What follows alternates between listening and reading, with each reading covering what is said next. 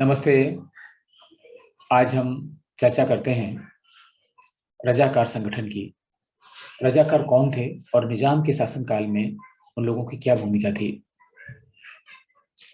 तो रजाकार संगठन मुस्लिमों का एक हथियारबंद संगठन था, एक दस्ता था, एक तरीके से पैरामिलिट्री फोर्स थी निजाम की।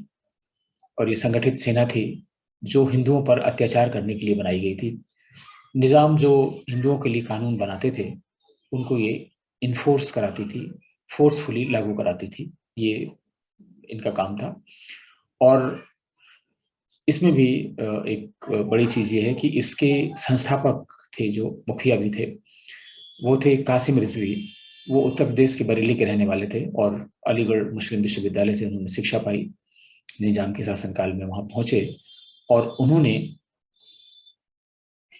कन्वर्जन के लिए, मीन्स ज्यादा से ज्यादा हिंदू लोग मुस्लिम बने, इसके लिए इस संगठन की स्थापना की। और हिंदुओं पर इतने अत्याचार किए जाते थे कि वो मानसिक रूप से टूट जाएं और इस्लाम स्वीकार कर लें। ये ज्यादातर जो मुस्लिम शासक थे उनका एक तरीका रहा है। दूसरा तरीका था लालच के लिए प्रलोभन देकर। और तीसरा तरीका था बहला फुसलाकर, धोखे से। और चौथा तरीका था हिंदू लड़कियों की जबरदस्ती मुस्लिमों से शादी करना। ये तरीका था कन्वर्जन के लिए। लेकिन जो रजाकार संगठन था, इसने अत्याचारों की सीमाएं लांघ दी थी। और इस तरीके से हम ये कह सकते हैं कि जो रजाकार संगठन है ये निशंस हत्यारों का समूह था और निजाम के इशारे पर यह हत्याएं करता था। यद्यपि बहुत से लोग आज निजाम के प्रशंसक मिल जाएंगे कि नहीं नहीं, निजाम तो ऐसा नहीं थे, निजाम बहुत अच्छे थे। लेकिन निजाम के इशारे पर ही वो काफिरों का सफाया करता था। और इससे एक अप्रत्यक्ष रूप से संदेश भी जाता था कि ज्यादा से ज्यादा हिंदू लोग मुस्लिम बन जाएं ताकि उनका जीवन सामान्य हो। कैसे इनकी एक्टिविटी होती थी रजाकार संगठन की? रजाकार संगठन जो हिंदू गांव होते थे उन पर आक्रमण कर देता था, लूटपाट करता था। और ये लूटपाट उसी तरीके से होती थी जैसे महमूद गजनवी, मोहम्मद गोरी भारत पर आक्रमण के समय करते थे। संपत्तियों की लूट करते थे, महिलाओं को उठा ले जाते थे, बलात्कार करते थे। और पुरुषों को और बच्चों को, खासतौर से पुरुष बच्चों को, मीन्स बालकों को मौत के घाट उतार देते थे। ये आप कह सकते हैं। तो उनकी नृशंसता इतनी ज्यादा थी, ये लोग बहुत भयभीत थे, इनका आतंक था। और एक बहुत बड़ी बात यह है कि जो हमारे हैदराबाद के भाईजान हैं ओवैसी, असदुद्दीन ओवैसी, वो इसी रजाकार संगठन के हैं। मीन्स रजाकार संगठन उनके वंशज हैं। अब सवाल ये उठता है कि निजाम को इस रजाकार संगठन की जरूरत क्यों पड़ी और वो क्यों इस्तेमाल करते थे। निजाम हिंदुओं के विरुद्ध कानून बनाते थे और उन कानूनों को सख्ती से लागू करवाना चाहते थे। इसके लिए उन्हें एक ऐसे संगठन की आवश्यकता थी जिसे सरकारी संगठन ना कहा जा सके, यानी उन पर ये इल्जाम भी ना लगे कि निजाम की सेना, निजाम की पुलिस ये अत्याचार कर रही है। और अगर कभी इस तरह के मामले सामने आए तो कुछ चुनिंदा लोगों के विरुद्ध कार्रवाई करने का दिखावा किया जाए और ये कह दिया जाए कि ये कुछ चंद भटके हुए लोग हैं जो ऐसा कर रहे हैं, और निजाम को हमेशा क्लीन चिट मिलती रहे। अब हिंदुओं के विरुद्ध निजाम क्या प्रतिबंध लगाते थे, क्यों ऐसी जरूरत थी?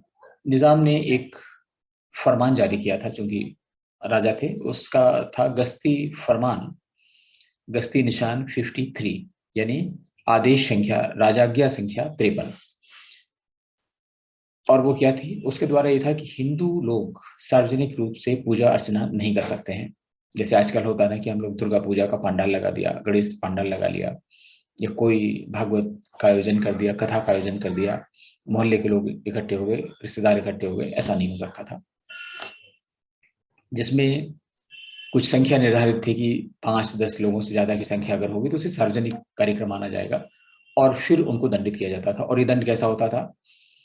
इस दंड में उनसे पैसा वसूल किया जाता था और रजाकार संगठन के ऊपर निर्भर करता है। अगर उनको लगता था कि नहीं ये तो बहुत जघन्य अपराध है तो वहीं पे ऑन द स्पॉट मौत के घाट भी उतार देते थे। हिंदू लोग अपने देवी देवताओं की शोभा यात्रा सोच ही नहीं सकते थे निकालने के लिए, बिल्कुल पाबंदी थी, मंदिरों पर पाबंदी थी, मंदिरों के कपाट नहीं खुलते थे, ज्यादातर तो मंदिर तोड़ ही दिए गए थे। जो भी कुछ छोटे मोटे मंदिर मोहल्लों में घरों में बने थे उनके कपाट बंद रहते थे।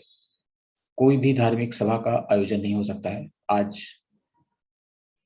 आजादी के 70 साल बाद हम धार्मिक स्वतंत्रता की बात करते हैं, इतने डेलीगेशन विदेशों से आते हैं, इतनी मिशनरीज काम कर रहे हैं और उनका एकमेव उद्देश्य होता है कन्वर्जन, धर्मांतरण। लेकिन सरकारें अभी तक नहीं जागी हैं।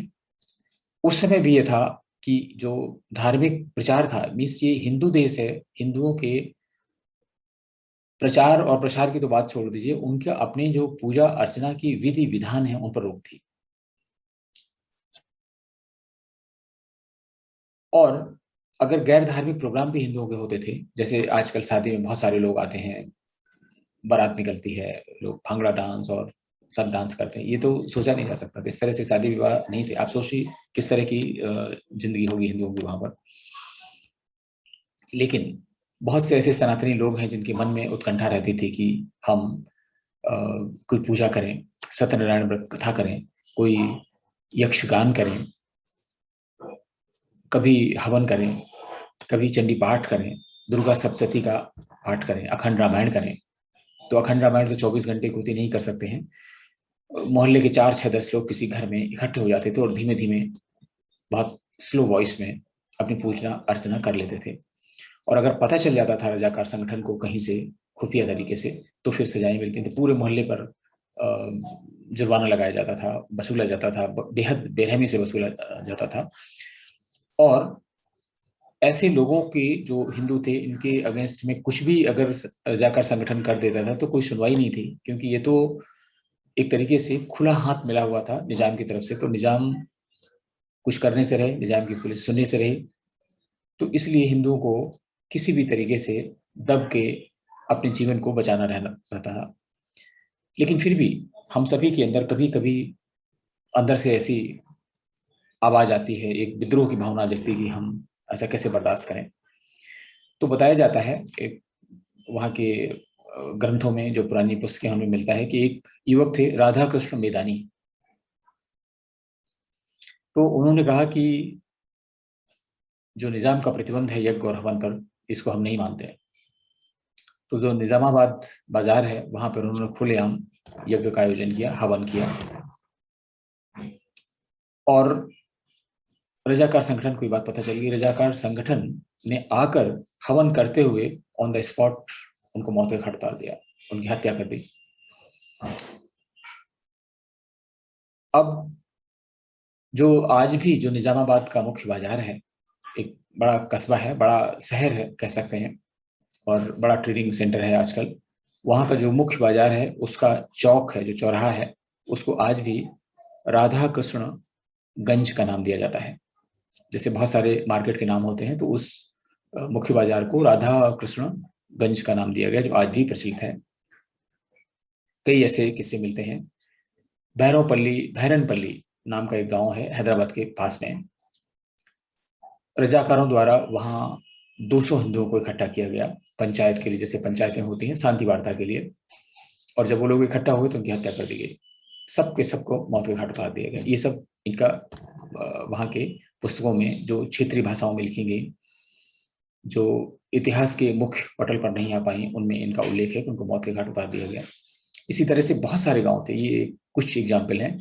एक चितड़पल्ली है, वहां पे स्वाधीनता संग्राम के जो सेनानी थे उनको बुलाया गया वार्ता के लिए कि भाई हम लोग आगे कुछ करेंगे, हिंदुओं को कुछ रियायतें देंगे, आपके लिए कुछ अच्छे काम करेंगे। और जितने लोग इकट्ठे हुए थे सबको मौत के घाट उतार दिया गया। ये कुछ इतने नृशंस कार्य हैं, लोगों को धोखे से बुलाकर, बरगलाकर बुलाकर और उनकी हत्या कर देना। इस तरह से अनेक गांव हैं हैदराबाद के पास और आज का जो तेलंगाना है और आंध्रा है, दोनों में, जहां पर जो निजाम का शासन था, निजाम के शासन के अंतर्गत, पूरा जो तेलंगाना और आंध्र प्रदेश है वो निजाम के शासन में नहीं था। कुछ जिले थे, वहां पे बहुत सारे तो ऐसे गांव थे, पूरे के पूरे गांव जमींदोज कर दिए गए थे, उनकी संपत्तियां लूट ली गई थी और उन पर मुस्लिमों ने कब्जा कर लिया था। इसके अलावा राज्य में तेलुगु और मराठी पर, हिंदी पर पूरी तरीके से प्रतिबंध था। प्रतिबंध इस तरह से था कि आप घर में अगर हिंदी बोल रहे हैं, मराठी बोल रहे हैं, तेलुगु बोल रहे हैं, तो उसमें तो कोई मना नहीं कर सकता है, लेकिन स्कूल कॉलेज हिंदी तेलुगु मराठी के नहीं होते थे। एक ही कॉलेज था, निजाम कॉलेज, और निजाम कॉलेज के बाद थी उस्मानिया यूनिवर्सिटी, जिसमें बच्चे पढ़ने जाते थे। और वहां पे जो पढ़ाई लिखाई का तरीका जो था, उसमें हिंदू बच्चों को उनके रीति रिवाज मानने होते थे, उन्हीं की पोशाकें पहननी होती थी, उनके अनुरूप अगर पोशाक नहीं पहनते हैं तो भी दंड के भागी होते थे। इस तरीके से बहुत सारे कारनामे होते थे। निजाम के शासनकाल में मुस्लिमों का जो मनोवृत्ति है, उनका जो स्वाभिमान है, इतना बढ़ा चढ़ा के कर दिया गया था कि एक स्लोगन था जिसको कहते थे अनल मालिक। अनल मालिक का मतलब हुआ, अर्थात आई एम द रूलर, मैं राजा हूं, आई एम द किंग, मैं स्वामी हूं। ये निजाम का स्लोगन था, अनल मालिक।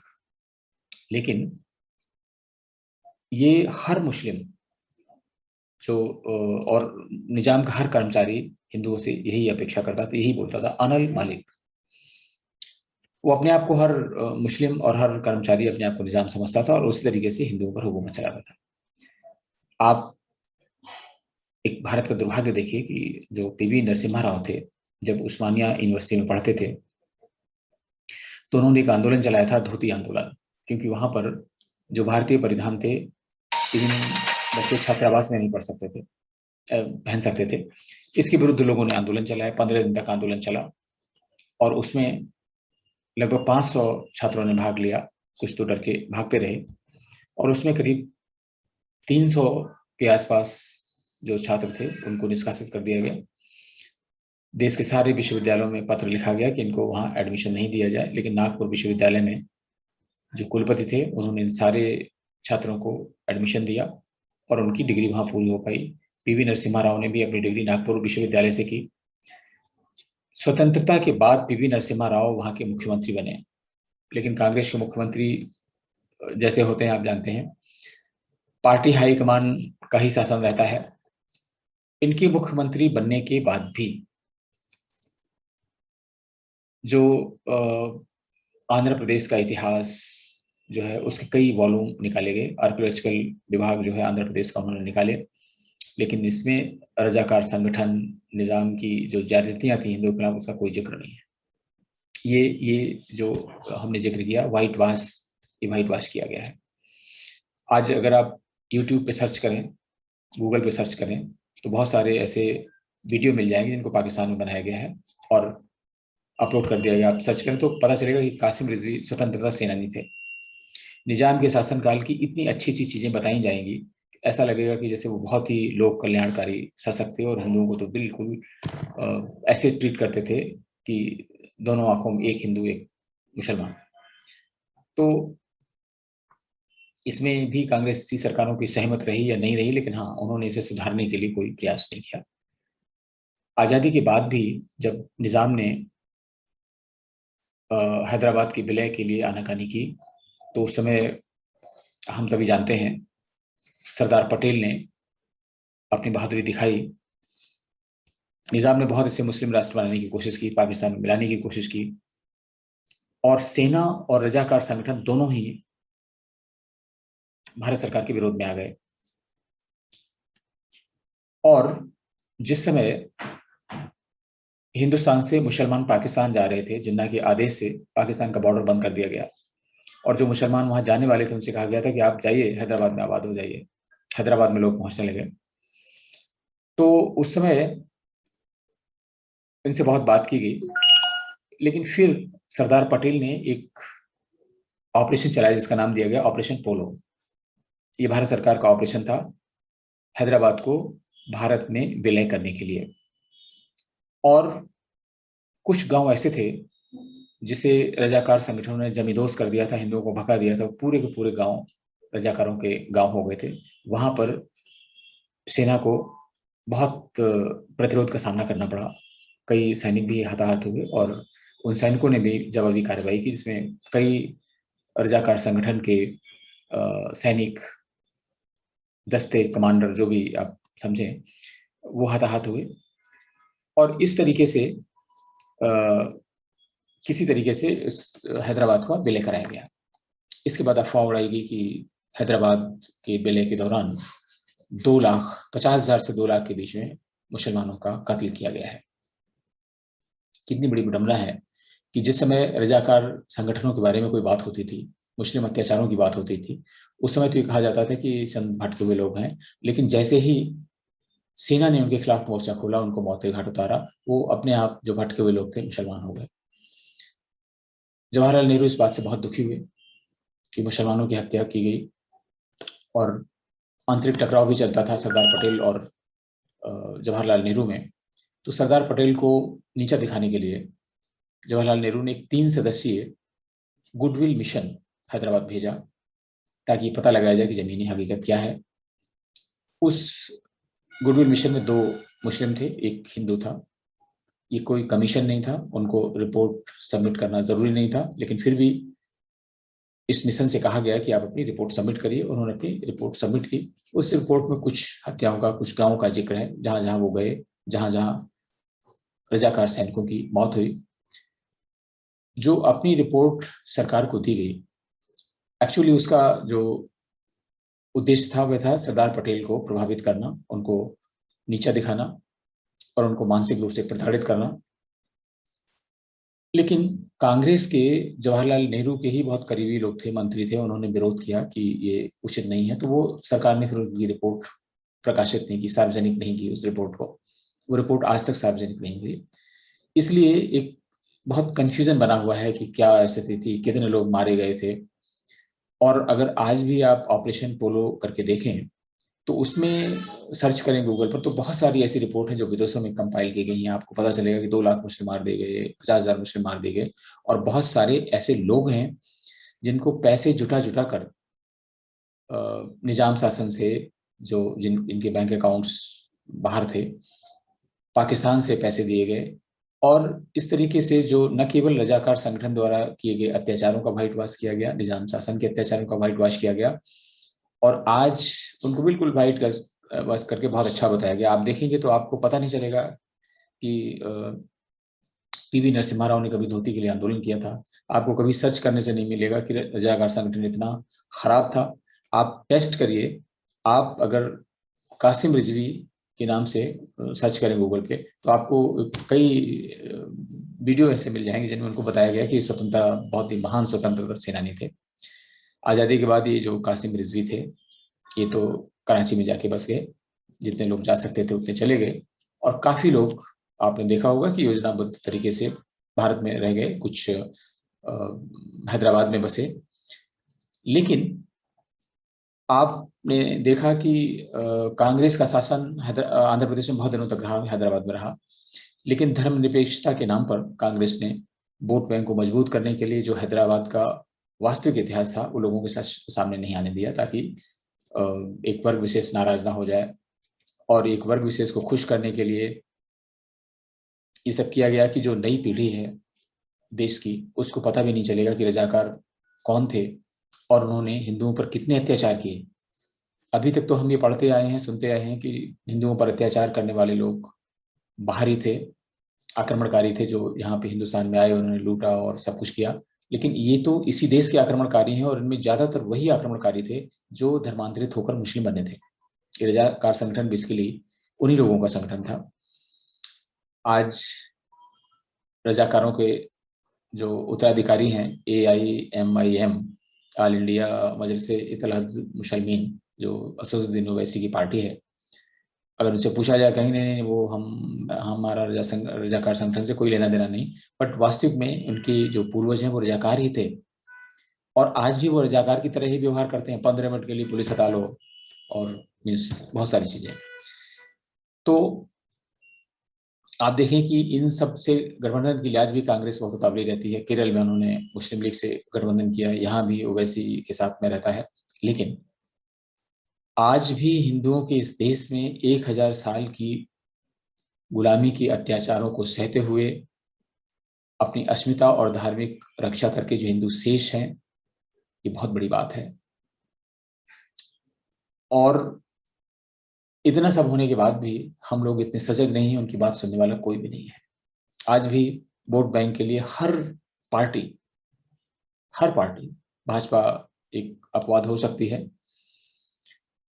कब तक अपवाद रहेगी कहा नहीं जा सकता, क्योंकि वीर सावरकर ने कहा था कि आजादी के कुछ दशकों बाद कांग्रेस मुस्लिम लीग बन जाएगी, और उस समय जो जनसंघ हुआ करती थी, आज भाजपा उसकी उत्तराधिकारी है कि वह कांग्रेस बन जाएगी। स्थितियां कुछ कुछ वैसे हो रही हैं। कांग्रेस तो पूरी तरह से मुस्लिम लीग बन चुकी है, भाजपा शायद उसी रास्ते पर है। हो सकता है कोई ऐसा आए जो उसे सही रास्ते से भटकने न दे, अन्यथा आज के समय में हिंदुओं की बात करने वाला कोई भी नहीं है। लेकिन फिर भी ये इतिहास का विषय है, हम लोगों को ये जानना बहुत जरूरी है, और ऐसे संगठनों से सावधान रहने की जरूरत ज्यादा है। तमाम व्याख्यान दिए जाते हैं, गंगा जमनी तहजीब और धार्मिक भाईचारा और शांति दूत, और इनसे सावधान रहने की बहुत जरूरत है, और किसी भी भ्रम में पड़ने की जरूरत नहीं है, क्योंकि 1000 साल की गुलामी के बाद तो हिंदू बच गए, लेकिन अगर अब कभी ऐसी स्थिति आती है तो हिंदुओं का नामो निशान नहीं मिलेगा, सॉरी, नामो निशान मिट जाएगा। तो इसलिए अगले किसी विषय पर आपसे फिर वार्ता होगी, तब तक के लिए नमस्कार।